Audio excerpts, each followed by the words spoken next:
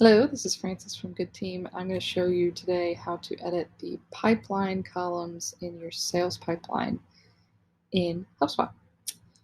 So if you navigate to sales and go to deals, this is going to be your deal sales pipeline. You can view it as lists or as a grid on a board. If you're viewing it as a grid, you have these columns: appointment scheduled, qualified to buy, presentation scheduled.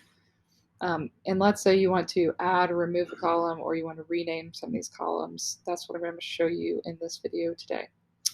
So if you're already on the deal board tab, you can click on sales pipeline and edit properties here, edit pipelines.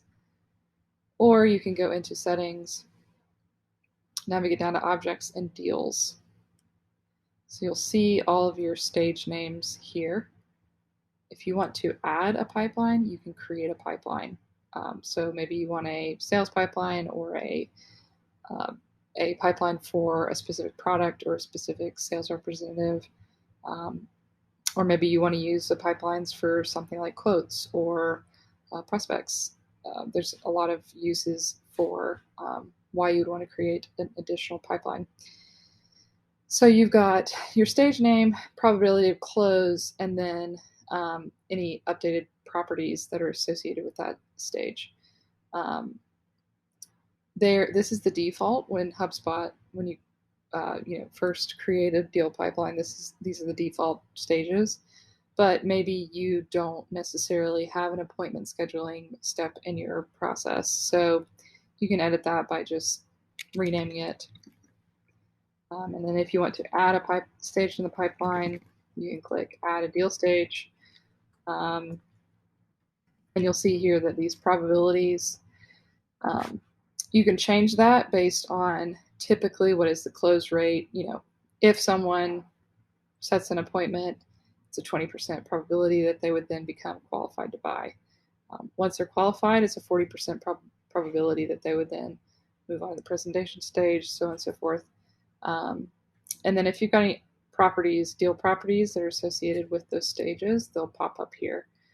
If you click Edit Properties, you can then, it'll open up the page to create and edit your deal properties.